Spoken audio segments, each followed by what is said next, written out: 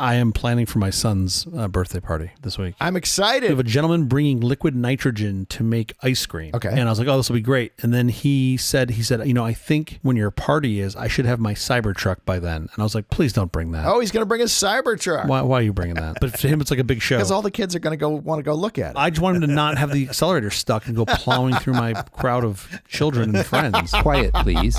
In 4, Have him get there early. 3, You don't get to pick. 2.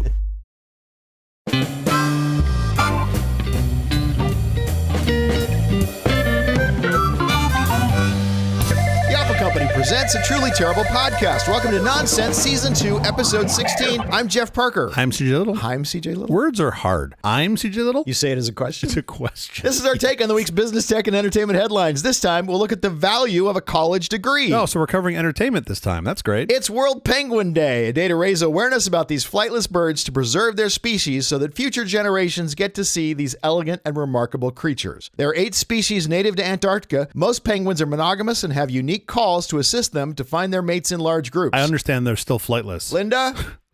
One penguin running around. Linda? Why do we all look the same? Wow, that was speciesist. It was very speciesist. It was very...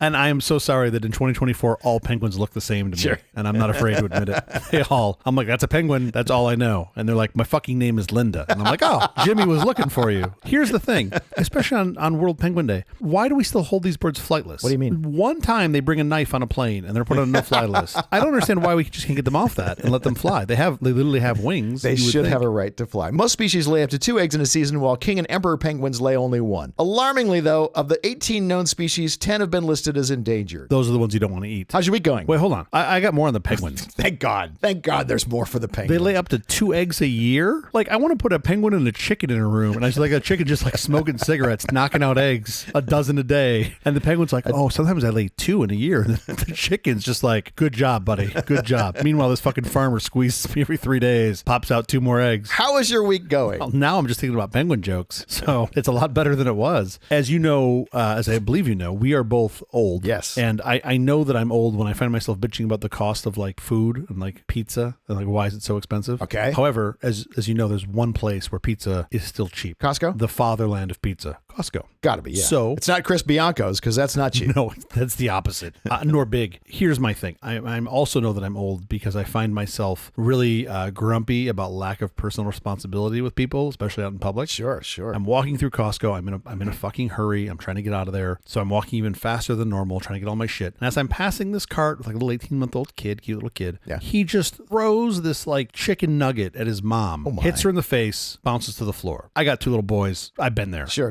And does he want to pitch for the Dodgers? No, the problem is his translator, I think, stole some of his juice boxes. Yeah, so he's really grumpy about that. Something like 16 juice boxes he stole from him. Anyway, so this kid heaves a chicken nugget at his mom's face, and the mom like scolded him, yelled at him, whatever. Sure. Don't care about that. The chicken nugget hits the floor, and then she like takes her foot and like just pushes it off to the side, like nonchalantly, to the edge, sort of under the shelving units, in the rows in Costco. Right as I'm passing her, and I just look at her and I was like, oh, don't worry, somebody else will pick that up. And she looks at me and she goes, what? And I go, oh, don't worry about that. Somebody else will pick it up. It's fine. Just leave it there. Yeah. And she goes, mind your business. And I was like, I am. Right. I shop at Costco, and you're throwing shit on the floor and leaving it. You just pick it up and throw it away. And she's like, you should mind your own business. And I look at her as I'm walking past. I look at her and I go, have you thought about Sam's Club? I feel like Sam's Club is really more your place. Maybe not so much Costco. Maybe the Sam's Club. And then as I'm like turning the corner, she's still yelling at me. And I'm like, for all I know, she's still at Costco. She's still at Costco yelling at you. I was just like, really? How entitled are you that you can't pick up something you drop? Oh, the fucking people that tell me, oh, that's somebody else's job. And like, I'm keeping them employed. I'm like, you know what the guy picking up your chicken nugget doesn't want to do? Right. Pick up your fucking chicken nugget. Anyway, how about you? How was your week? I attended the memorial of Peg Yorkin. Peg was the co-founder and chair of the Feminist Majority Foundation, the people behind, among other things, those t-shirts women wear that say, this is what a feminist looks like. She grew up in what she called genteel poverty with an alcoholic father who eventually disappeared from the family entirely. She married twice, the second time to All in the Family co-creator Bud Yorkin. Peg produced live theater in Los Angeles and was shocked to learn the Television Directors Guild had hundreds of men, but only 3 women. In 1987, she co-founded the Feminist Majority Foundation with Eleanor Smeal. In 1991, Peg donated $10 million to it, the largest contribution to a women's rights organization at the time. She was bold, courageous, and fought tirelessly for equal pay and opportunity for women. She also worked to increase the number of women in elected office. She was wildly successful. It's not an exaggeration to say Peg changed the thinking of a nation. I was fortunate to be able to call her a dear friend. She could could curse like a sailor, and wow, was she funny and fun to be around. Peg, I love you, and listener, you can't see because we're audio only, but I'm pointing to myself as I say, this is what a feminist looks like. Well, that makes two of us. Peg Yorkin, 96. Let's get to our headlines. Apple faces accusations of destroying unusable devices after 100,000 iPhones were stolen instead of scrapped. Yeah, as it turns out, they all were a year old, so you couldn't update them anymore. In what is becoming oh my God, that's funny. In what has become a startling disclosure for tech giant Apple, known for its sleek devices and environmental commitments, nearly 100,000 iPhones originally designated for shredding found their way to the Chinese secondhand market. This incident not only sparked a legal battle, but also raised significant questions about the ethics and sustainability practices of Apple. I believe the Apple spokesman was quoted as saying, "There's nothing to see here," as they just pushed a little bin off the table. As they pushed it under the shelf at Costco? No, they're fine. Oh my God, it's the same. It's the same story, isn't it? No, it's fine. They all get recycled. They get turned into trees. Like, I don't think that's how it works. The program was designed to prevent perfectly good electronics from flooding the market, potentially affecting the sales of newer models. Yeah, I mean, look, yes and no. There's a clock on these things. They don't last forever. At some point, they have to return from where they came. To the dust? What does that look like? Obviously, you don't want to shred them because that's not recycling any part of them. Of course. But my understanding is, and especially I think even since this lawsuit, they being Apple, and really the industry at large, has come a long way to being able to dismantle this stuff, take it apart, figure out what to do with it. This wasn't that long ago. This was fairly recent. Hey, I'm trying to shill here for Apple, all right? You want Tim to show up to my kid's birthday party? This is what I got to do. I'm trying. But I mean, at the end of the day, they have to go somewhere. It seems like here. Yeah, they went to China to be used. Well, yeah. That's where they went. That's what this lawsuit was about. Apple quickly dropped the lawsuit, by the way, because it's really shed bad light on them. I don't think they can do this technically for a handful of reasons that you and I will disagree on. But I think it would be interesting to have a point at which you go, well, okay, this phone is no longer going to get updates, and we're now going to open it and allow some whatever, Linux-based kernel to run on it so that folks that might not otherwise have a phone, there's still, I think, half the population doesn't have phones, could use it. That is interesting to me. Why would I disagree with that? No, but what you disagree with is why I'm going to tell you now they can't do that easily, because I think it would expose, ultimately, holes that would allow people to jailbreak and open up newer phones, which is what they don't want. Apple could do closed model versus open model. All you're doing is flashing a ROM at that point. You're completely destroying the locked... I think you kill the value proposition if they then have to take the phone and flash it and open it up and But get anyone it out. could flash it. That doesn't even have to be Apple. It could be flashed. That bootloader's secure every time they crack it. I honestly think, and I think there's plenty of Android companies that do this too. I think having a locked bootloader ought to be illegal. If the EU wants to go after anything, go after that locked bootloader. There are plenty of unlocked Android phones. Yeah. What you're putting on it generally is the open source version of Android. That's the thing most people are flashing, and it works beautifully. I think you're drinking too much of this Kool-Aid. I regret to inform you that I have indeed changed the OS on my phones many times. Yes, what I heard you say is I'm a giant dork. Yes, I know. Of course you have. It's interesting because in my younger days, I viewed computers as these really cool projects and toys you could build things with and do things with, and it was super cool. Sure, and they're great. You can learn things. At some point, and I would say it was probably around the time I bought my first Mac. Shocking. I switched gears into saying I want it to be a utility. I just want a utility. I just want it to always work as best it can and have I don't want to upgrade a bunch of random shit. I want it to just work. And then because I want to put my focus onto software, which I think is way more interesting. Right? Sure. Software and systems. But there are plenty of times when you would like to be able to upgrade the amount of RAM in your computer and things like that. And it's nice when that's easy to do. Yeah, my trade-off for that though, okay. Especially, by the way, students. I think students should be able to crack open their computers and change things out all the time. Yes, I like the idea of being able to upgrade my RAM. And maybe in 18 months, I go, oh, memory's cheaper. I'll put some more memory on this thing. Keep going. The problem is, in those 18 months, there have been 500 days I've been lugging that piece of shit around. And if it weighed less by a couple ounces and was a little bit thinner and a little more usable, which is my trade-off for not being able to upgrade it, I'd rather have that. And maybe I'm just justifying why, I keep buying this shit, but it sure does seem nice to have a real thin... I don't think you would notice the difference between having a SIM socket you have and to. having... No, and it's you have to. too It's light. thicker. It's too you have small. To. You can't not. It's too small. You have to. Not possible.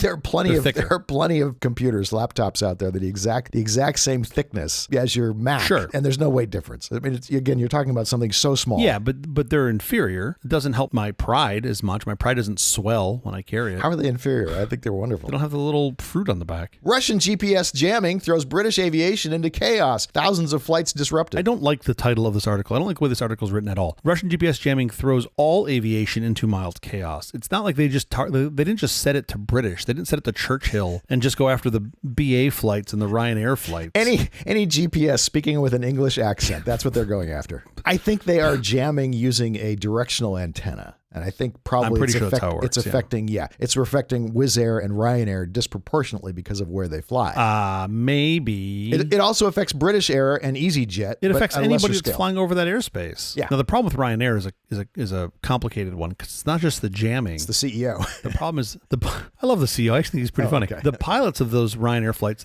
the radar system, the GPS system is actually coin operated. Is that right? So they have to you're half an hour in and they're like the bathrooms. It's like the bathroom, exactly. And sometimes they're just like, you know what, fuck it, I'm gonna do it the old fashioned way. And you're like, can I just give you £1 and have you just put that in there? I'd really like to have GPS turned on. What if you're about to land and you don't have enough quarters to get the wheels to come down? Then you land the old fashioned way in the water. Yeah, no, there are a tremendous amount of videos on Instagram and YouTube that you can see of pilots in the cockpit of commercial airlines while they're flying at 35,000 feet, and they get a GPS error. Well, no, it's not a GPS error per se. The cockpit computer thinks they're flying at 3,000 feet, and it starts yelling at them to pull up because they think because they're of a gonna run into GPS shit. error. That's what's telling them how high they are. But it doesn't say GPS error. What it says is warning, pull up. Oh, warning, pull up. Yeah. It's not saying Russian GPS error, or insert one more quarter into slot. Like, it doesn't say any of that. It's literally have spoofed the thing. And this is kind of terrible. Have we stopped making altimeters that work based on air pressure? I believe they have both. So you would know.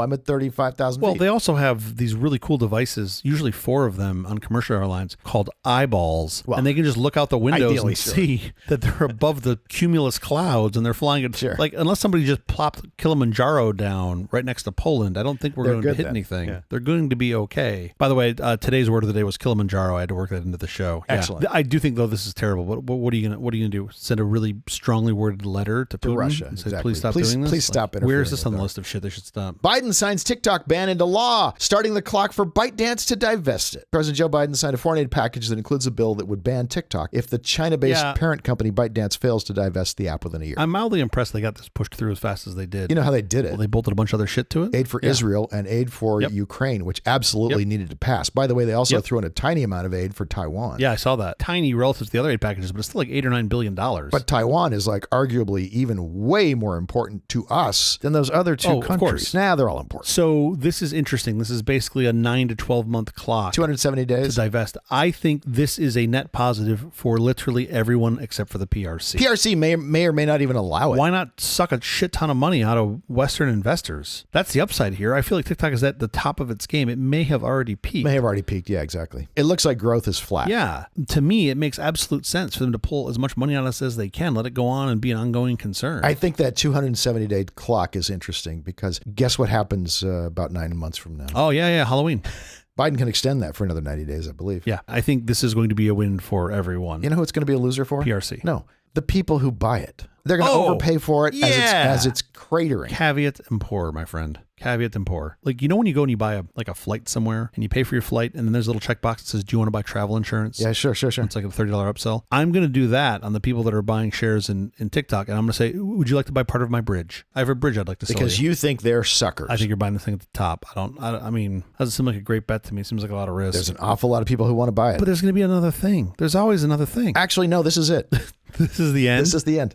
We're done. People who shop at Costco are discovering that selling gold is more difficult than buying it. This is an excellent story. Didn't we talk about this a couple weeks ago? People were like, Buying the gold. That's why I wanted to throw it in here just to say. I feel like there's an opportunity here. I would happily go scoop this shit up for like 40, 50 cents on the dollar. Yeah, more like Why not? 30, 20. You think 20 cents on the dollar? Gold has no internal rate of return, so it might be in a bit of a, Sure. for me, anything above the industrial value of gold starts to get shaky. But think about all the teeth I could make out of this. Elon Musk's X botched an attempt to replace Twitter.com links with X.com. Elon Musk's clumsy brand shift from Twitter to X caused a potentially big problem this week when the social network started automatically changing Twitter.com to X.com in links. So this is the best story I think I've read all week. What could go wrong? I do not have inside information as to what happened. However, my observation from afar is that His Highness said, we must change these links. How hard can it be? Write a fucking regex or something. I've got a ketamine appointment. I have to go. So I'm presuming that's what he said. And then some poor engineer was like, all right, the fucking world's going to burn, but I'll do this. Yeah, this is terrible. terrible. This is a disaster. But sure, why And not? then a bunch of other engineers were just like, well, we can't say no to this asshat, so we're going to just sit here and watch this happen. And they basically like searched and replaced any instance of twitter.com with x.com and then hit go. And what's nuts is they didn't change the content of the tweet, they changed the link. So then you had a bunch of people that saw this as a great phishing opportunity, which, by the way, it is 100%. So, for example, people went out and like registered things like netflixtwitter.com. And why that's relevant is because any link that you had previously shared with netflix.com, the x.com got replaced with twitter.com. So you're like, now your netflix.com link takes you to netflitwitter.com. I mean, my thing is, and again, I have no inside information, but like I'm assuming like most companies, especially ones that where you have angry engineering staff, there's no QA environment, there's no test. It sure doesn't seem like it. It seems like everything goes straight into They production. just push it to production and testing it. And by the way, I don't think they have like a snapshot of the database sitting on AWS. So I just can't wait until they have to go back in, convert everything back, and then all of a sudden all X's in the entire Twitterverse get converted back to the word Twitter, which would be spectacular. Okay, enough with the headlines. Up next, we're going to talk about the value of a college degree. Are you thinking like a clown college or barber college? What kind of college are we thinking about here? Either one, both valuable. Okay, so UCLA. Ooh.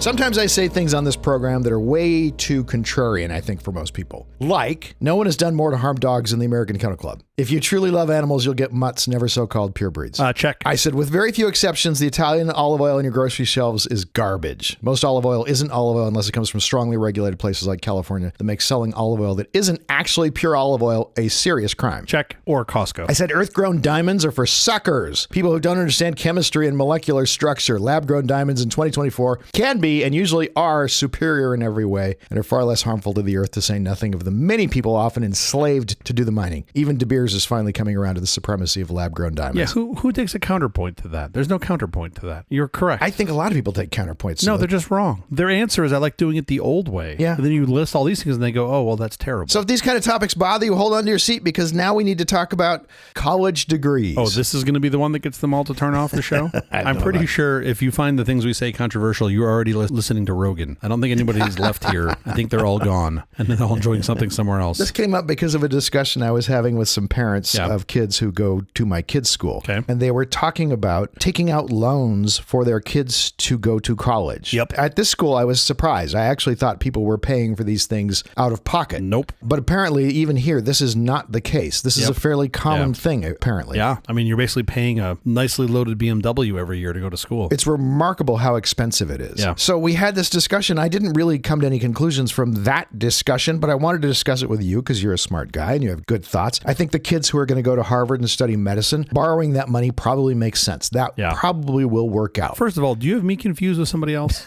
I might. Okay. For the kids going to those private mid-level colleges on a purely financial level, it may not work out as well as those parents are thinking. Sure. I want to be really clear. There are lots of reasons to go to college besides getting a degree. I'm specifically talking about the value of a college degree. Of course. In dollar and cents terms. Not in number of beers you can jug terms. I know you learn all kinds of things in college. You learn to live on your own while your mom and dad are still paying for it, and mom and dad still provide some oversight and all that. Yep. So there are other things you learn in college for sure that are great experiences. The benefits of antibiotics. Do you...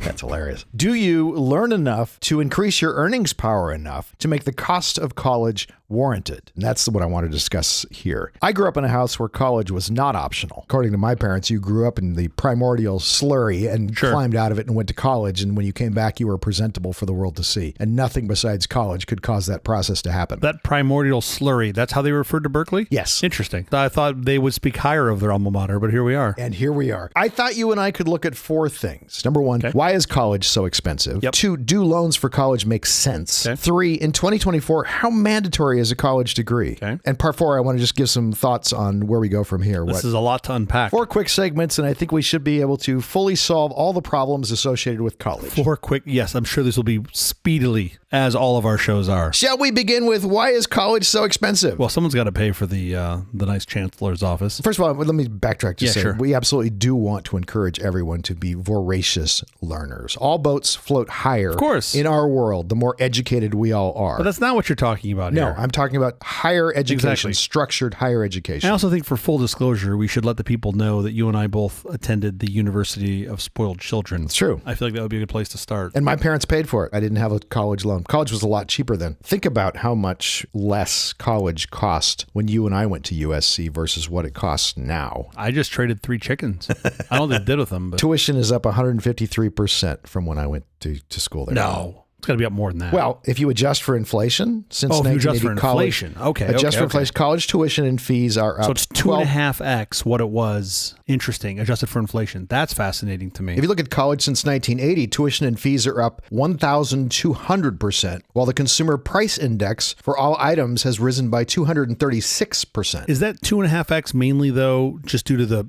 cost of now, since they have electricity there, they've got to pay for that? It's going to be one of those shows, isn't it? I knew there was going to be some olds jokes. I had some like arithmetic stuff queued up and some abacus stuff. I'll just So let's say, why is college so expensive? And part of the reason is I think we have, in the job market, nearly made college mandatory. So greatly increased demand. It's a fast pass. Most good jobs require a college degree. For some jobs like medical doctors and certain types of engineers, degrees absolutely should be mandatory. I don't want someone removing my appendix who doesn't actually have a medical degree. Oh. That's a good bar. They should have probably have passed. I just looked for a communications degree. I've been doing it all wrong. Do you? Yeah. I'm going to do this appendix. Let's make sure you had some journalism units. We think a college degree is a shortcut for hiring, that we're going to get a smart person who's a fast learner, someone who can achieve goals they've set for themselves. Yeah, I think we make believe that. I'm not sure we actually think that. I think we tell ourselves that because we're terrible at hiring. And I think most hiring managers and most managers at large are not very good at what they're doing. So they're saying, I can root out a bunch of people by doing this. And the problem is, It's a shortcut. You're throwing out the diamonds. There's diamonds in there of folks that haven't. Yeah. And by the way, just to have a college degree doesn't mean that you can actually do the job at all anyway. Right. We tell ourselves that, but I do not believe that that is the case. When you make a college degree mandatory by making all jobs require a college degree, you basically fire a gun up into the sky and say, go for it, colleges. Charge as much as you like. Sure. These guys have to Of course. pay it.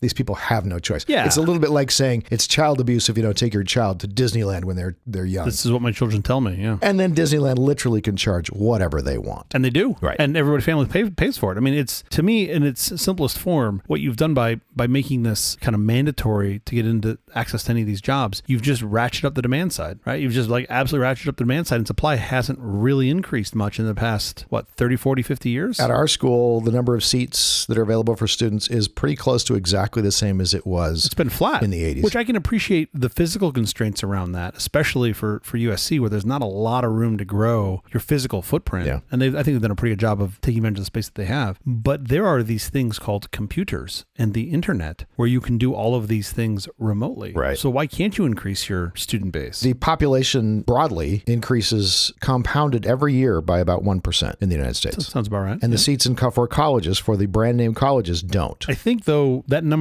has averaged up the past couple of years just from Elon Musk's contribution himself. Could be. Colleges have also gotten more expensive because they've sort of become country clubs because they're trying to offer all sorts of amenities, trying to attract students, especially out-of-state students or for international students, because they have to pay full tuition. For state schools, you need those students who pay full tuition. It makes way more sense for you to admit someone who's paying full tuition. They're trying to attract the students' money, not the students per se. A college education isn't for everyone. It should be evaluated for its value proposition. A lot of people are not going to see that. And my parents are probably shaking their head right now if they're listening to this. I got to believe they gave up on this show a long time ago.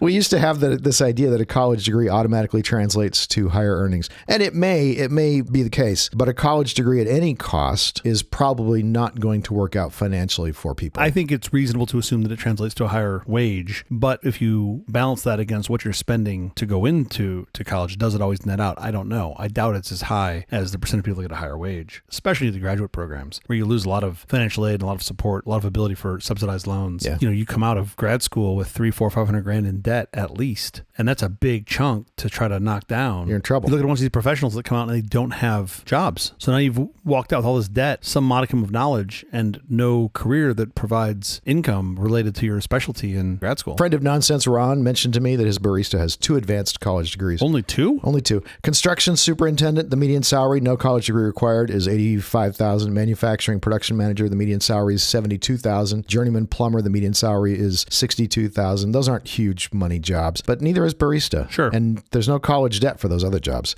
I'm not poo-pooing on college generally, but the expense of college is crazy, especially for the financial return most people think they're going to get. There's a lot of ways this conversation could go. You could also just shove dynamite in, blow it up, and find a better way to do higher education, which I feel like would benefit all of us. I don't think that means these institutions have to go away, but I think the general formula for these institutions could use an overhaul. We need to stop telling these institutions that they're indispensable, which is what we're saying when every job we put out requires a college degree. It seems like on the actual education side, especially with what I'll call today's technology, and by today's I mean the tech of even 10 years ago, it seems like it's ripe for scale. Yeah. OpenCourseWare from MIT has done something similar to this, where they've taken a lot of the lectures and all the materials and all of the tests and put them online so that you can take that course without actually being in the room. You don't have to augment that with a lot from the professors or TAs to give it the experience of be like, I don't know, 95th percentile of what you would get in person. You absolutely could do the learning if you had the self-discipline. Self-discipline. I mean, this is like hiring a trainer. My experience with trainers has been they're great at showing you how to do things in proper form and yada, yada, yada. And then after a small period of time, you don't really need them, at least not as often anymore. The reason you stay with them is because now you have a commitment. You've paid them and now you're like, oh, I got to go show up at 8 o'clock to see my trainer. Sure. Or you could just go at 8 o'clock.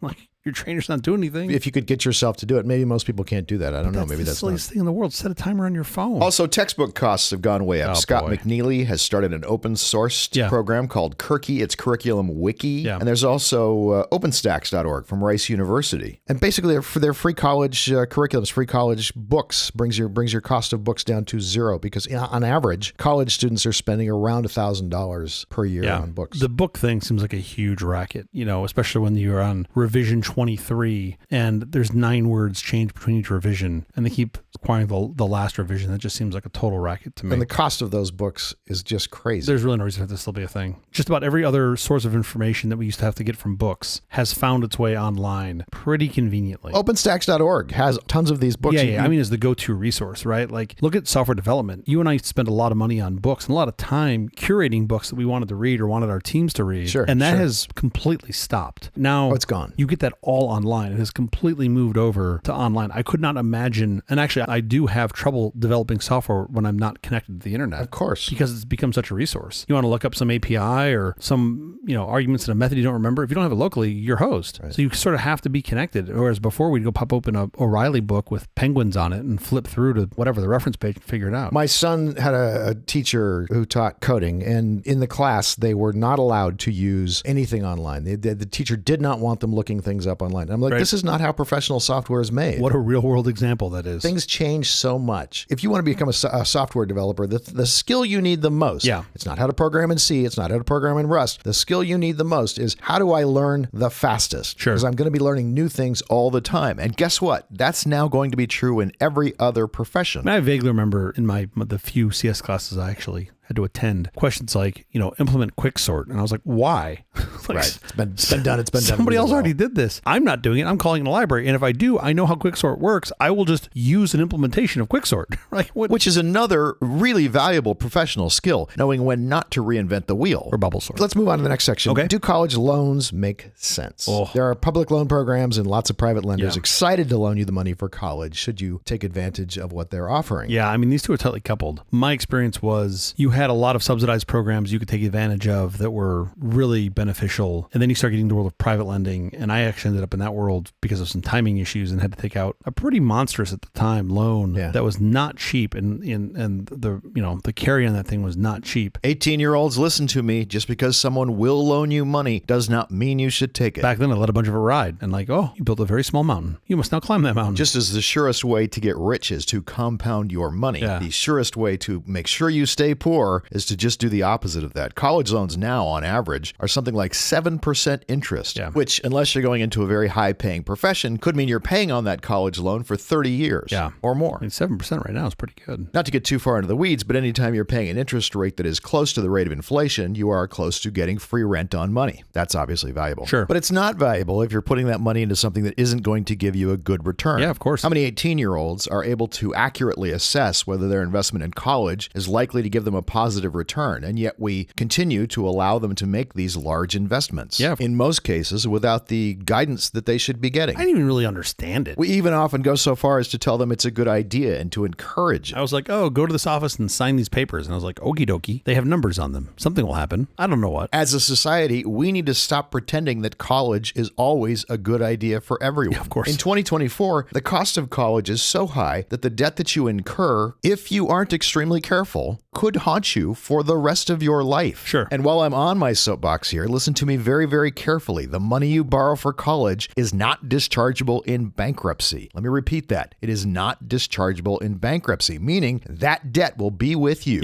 for the rest of your life. You will forevermore be required to pay off that debt. The only way out of it is to pay it off. By the way, if that doesn't mean anything to you, please look it up on Google. This is an important concept. Sure. That doesn't mean you shouldn't necessarily borrow for college. In some cases, it makes sense. However, make sure it makes sense before you do it. My best investment advice for anyone is don't invest in things you aren't sure of. Okay. The average in-state tuition fees at a public four-year college for the 2022-23 academic year was about $11,000. The average cost for a private nonprofit four-year college was about $40,000. That's before room, board, books, supplies, and other expenses. Over 4 years, this could be around $150,000. At a private nonprofit college, we're looking at closer to $250,000. That's crazy. Vanderbilt University in Nashville is closing in on an annual tuition of $100,000. They're going to be the first probably to cross that mark. Median student debt for 2022 was around $25,000. Given what you just told me, that seems like a reasonable number. The problem is not the people who are borrowing $300,000 because they want to go to Harvard Medical School. Those people will probably be fine. Yeah. The typical trouble spots in lending to students is actually those lower numbers, around $25,000 or so. Yeah. People take out those college loans and then for whatever reason aren't able to complete their college education. They aren't able to get the degree. Sure. Now they're in the worst of all worlds where they both have the debt and don't have the college degree. I mean, there's been a whole industry, I put that term in quotes, that's spun up on that same premise where you have these universities, like these bridge universities that have popped up. They provide all sorts of financing, let people dig big holes. You're not getting anything from that degree if you even finish. And they've just had folks that have been saddled a ton of debt to attend some sham university. Well, even for a good university. I mean, the banks are thrilled to loan you the money. The banks are thrilled to get all that interest. Of course. This is often not in your best interests. Yeah. I don't mean to be a killjoy here, but this is true even for parents who are meaning to do right by their kids. High debt can hinder future financial security. I don't know if can is the right word there. I think will is the word you want. How could it not? Right. It can only hinder till you get rid of it. None of this is to say that education isn't valuable. In fact, take a look at it at a macro level. Take a look at someplace like Germany. Since 2014, almost all college is now free. As a country,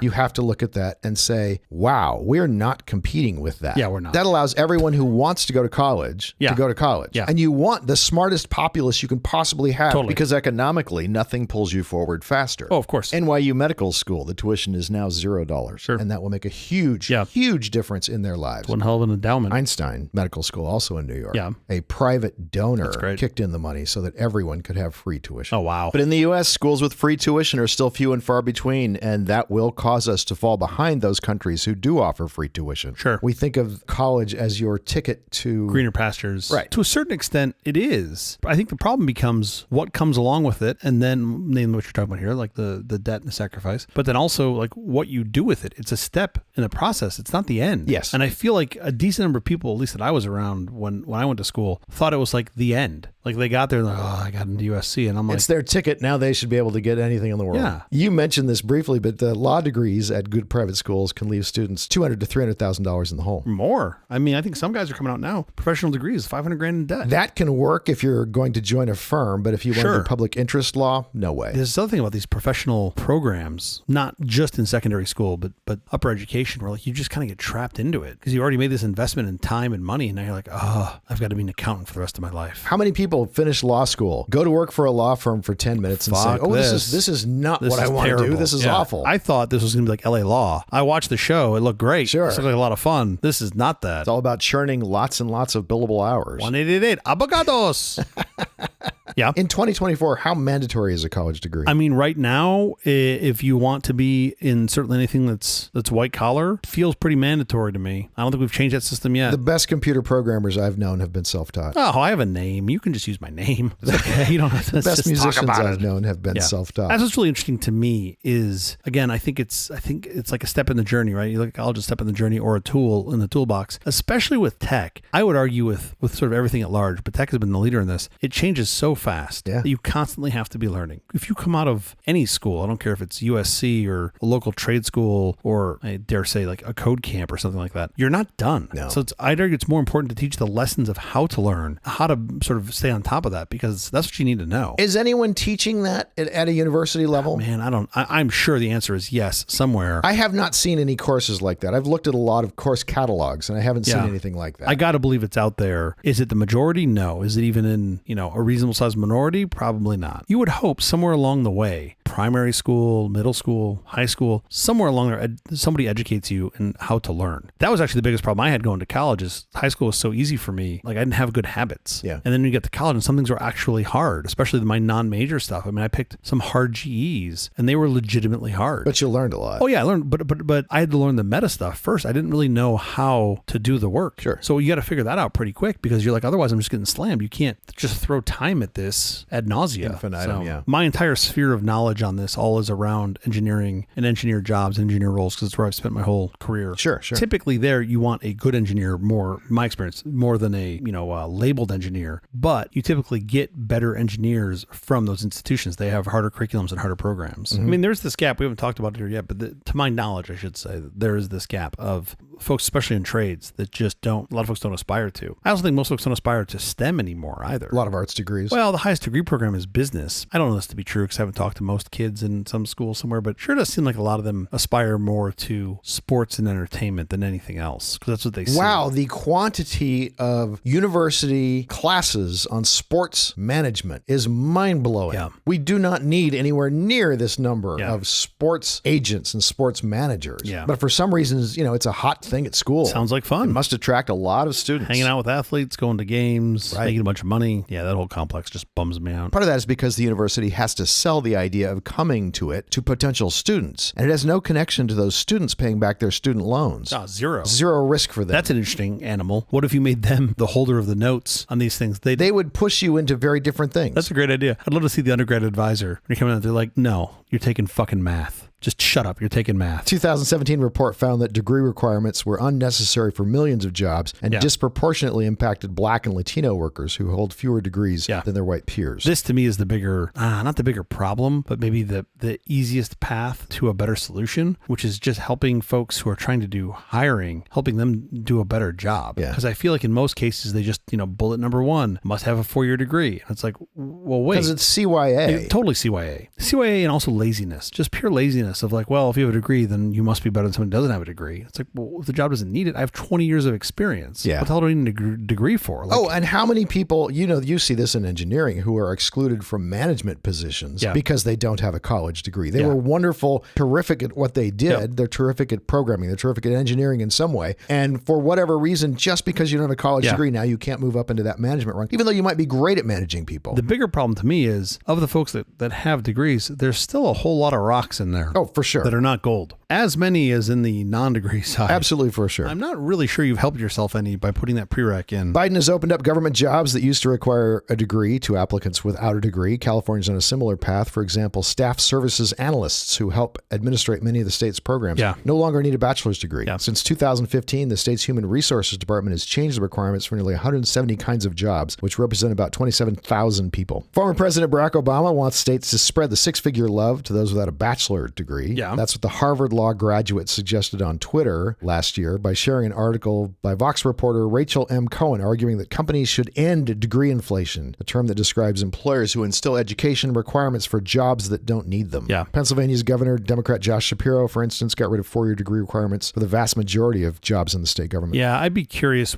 if you try to take an objective look at this and go, what is the skill set really needed for this job? And then where is that skill coming from? Do you need a journalism degree to go, do good journalism at the Washington Washington Post because Carl Bernstein didn't have one. Yeah, sure. That might be the exception. Journalism used to be a blue-collar job. Sure. It literally was because of Woodward and Bernstein and their breaking of the Watergate story that colleges built giant journalism departments. What I think is interesting about this is I think you need some knowledge, understanding, some guidance, and you're not guaranteed to get that from a degree program. There's also plenty of other ways to get it better than even, the top 5% degree programs. Right. But we don't have a good way of quantifying that. Yeah. Where do we go from here? That's our last section. Usually we do this, then we go to the close.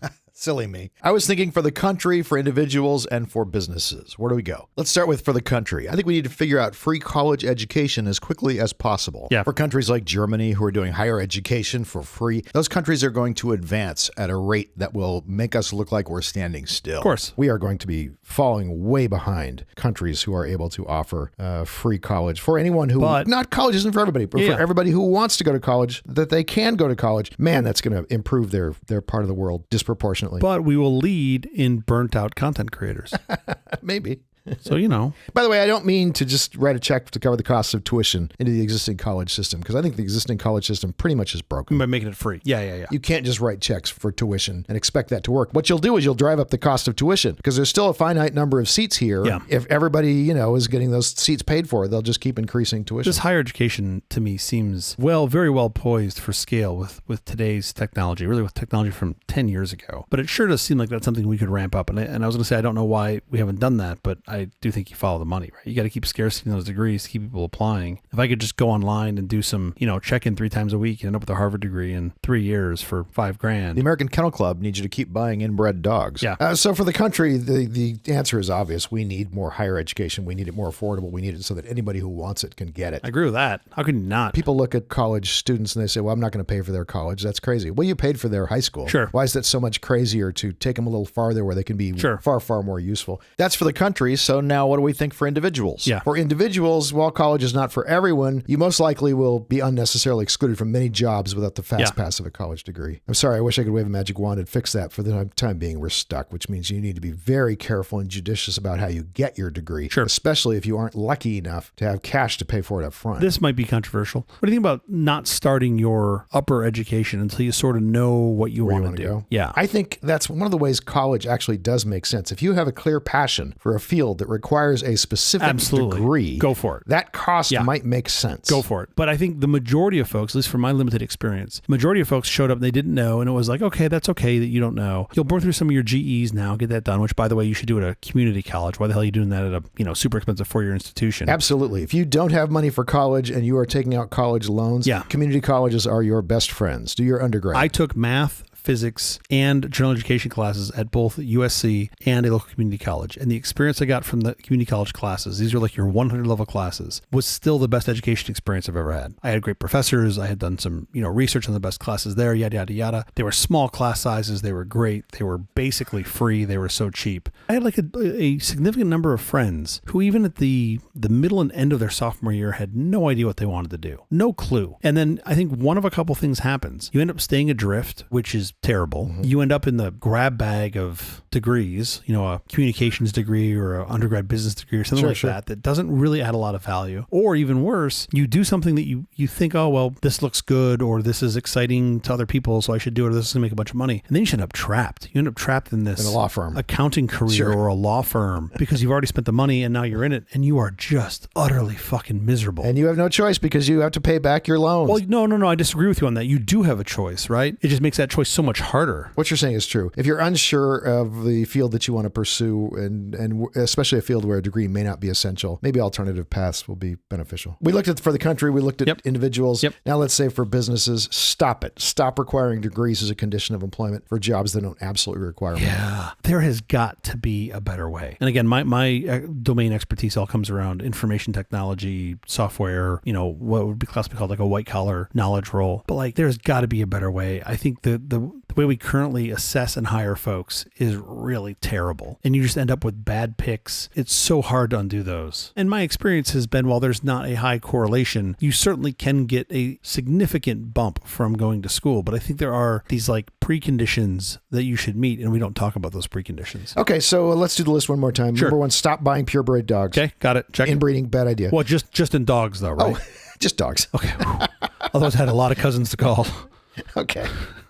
The easiest way to get actual olive oil is to buy bottles that say 100% California olive oil on the label, or Australia or Japan, or coming soon Germany. Or Costco. You're hurting both the earth and people when you buy earth-grown diamonds, especially now that lab-grown diamonds can be superior in every way. By the way, I love that you call them earth-grown diamonds. Okay, check. And finally, let's add to the list, stop requiring college degrees for jobs that don't need them. You aren't making the world better. You're making it worse. All right, we have to get out of here very quickly. Before we do, have you seen or read anything good this last week? So I have good news and bad news. I have, but I don't know if you're going to enjoy it. That's my problem. Okay, let's go. This was last week, actually, so it's a bit tired, but I really wanted to talk about this here. As you know, I'm a longtime hockey fan, and in my opinion, the best couple of, I think this is objective, not really an opinion, the best couple of months of sports that you'll ever see are the Stanley Cup finals, right? That whole process is just the best. I don't disagree. I think the Stanley Cup finals are amazing. Always epic. So this year, I'm a fan of the Detroit Red Wings, the only team I really care about. They did not do their job. They were fighting for the last wild card spot with the last few regular season games. And as scheduling would have it, their last 2 games of the season were against the Montreal Canadiens, which is another original 6 team. You know, lots of bad blood between them for years. The Canadiens have something like 20-some Stanley Cups. They've been, monsters forever. Now, the Habs are completely out of the race, right? They're terrible this year. The outcome of these games don't matter, but because they're playing one of their oldest rivals, you know that pride is a big part of this. So they're not going to just let Detroit win. For sure. Now, Detroit had to win these last 2 games in order to even have a chance, really, in the playoffs. And these are back-to-back games. The first one's in Detroit. The Wings are down by a goal late in the third. They pull their goalie, and with less than 2 minutes in the game, this defender has this amazing keep at the blue line. He jumps up, grabs the puck, puts it down, a couple passes, shoots, scores. Just bananas. They tie it up. They end up winning in overtime. Job done. Very exciting. It was nuts to see. Now, the next day, they play Montreal again, except this time not in Detroit. It's in Montreal. This game I couldn't watch all of because I was dealing with my pool, which had turned a lovely shade of green. So I came inside to watch literally the last 8 seconds, the last 7 seconds of the third period. Detroit's down by a goal. This game is over. There's no fucking way you're going to win in 7.7 seconds. I'm going to just watch them lose. It's the end of their season. We're over. As a hockey player, you've practiced this 1,000 times. You've practiced this exact same play 1,000 times, and it pretty much never works. Sure. So the concept is you win the face-off, you pull it back to your point, they pass, they shoot, you score, everyone goes off into the sunset. Never happens. They don't execute on the first step. They don't win the face-off, which is paramount in this play working. Somehow, one of the Habs defenders sweeps the puck back to the point. The point passes the puck to the guy who I think it was a one-timer or really hard shot, shoots, scores with 5 seconds left. I was just in my office just screaming holy shit 10 times because you basically just won the Stanley Cup. Of course. And they went on to win in overtime. Actually, I think they won in a shootout, which was great. That's what they needed to do. However, and this is just you cannot make this shit up. They needed the Philadelphia Flyers to beat the Washington Capitals in order for Detroit to make it. Now, at the time, this game was happening at the exact same time. That team was tied. They were tied at 1 apiece. Right. If Detroit didn't score any points, the only way the Flyers could make the playoffs was a regulation win. So them winning in overtime didn't matter. They had to win in regulation. So in a tied game with just a few minutes left, the Flyers pull their goalie. What they didn't know, what I presume they didn't know, is they were already out of it because Detroit had already earned a point in the tie. So they pulled their goalie for effectively no reason. The Capitals score on an empty net, which then allows them to progress, beating Detroit out by a point for the finals. So, yes, look, Detroit gets to work on their golf game a little sooner than everybody else. So I guess there's that. Sports are heartbreaking. But it was watching back-to-back Stanley Cup final games before the Stanley Cup finals even started. It was just spectacular. Anyway. I love it. That's fun. It was a lot of fun. I don't think anybody would care to watch it. You should go watch. I'll put a link in the notes just to watch the goal in the last 8 seconds of that last game because it was insane. How about you? I saw a show on Max, which is HBO Max, I guess. It's called Just for Us. Okay. Someone very smart filmed a Broadway performance of comedian Alex Edelman's telling the story of his covert attendance at a white nationalist meeting. Oh, wow. Oh, my word. This is a great show. Yeah, okay. To tell the story right, Edelman got notes from his comedy heroes like Steve Martin, Jerry Seinfeld, and Billy Crystal. It is hilarious, smart comedy. Is this at all do you remember when, I think there was an episode of, was it SNL, where Eddie Murphy went on the bus? And he was dressed in whiteface? And the bus is all just normal? This is not a sketch. This is pure stand-up. He just tells the story. But he tells the story brilliantly. Man, that Murphy bit, though, it was one of the funniest things I've ever seen. Just for Us on Max. Check it out. It's great. I will have to check this out. That's the episode. Thank you for joining us for All This Nonsense, a truly terrible podcast from The Awful Company. Visit us on the web at nonsense.productions. I'm CJ Little. I'm Jeff Parker. If you like this program, program, please follow, download, subscribe, and like at Apple Podcasts, YouTube Music, Amazon Music, AntennaPod, iHeartRadio, Spotify, my personal favorite, Overcast, or wherever you may get your podcast from. I want to plug the wonderful software that we use to record the initial version of this program, Audacity. Audacity is free and open source and an amazing, amazing piece of software. If you are using something else, check out Audacity. You will not be sad. I love that we've become the open source shills, which is what we should be since we do this almost all on open source. Special thanks to our floor director, Gary Miller. Thanks, Gary. We'll be every Thursday morning for more nonsense. Please join us.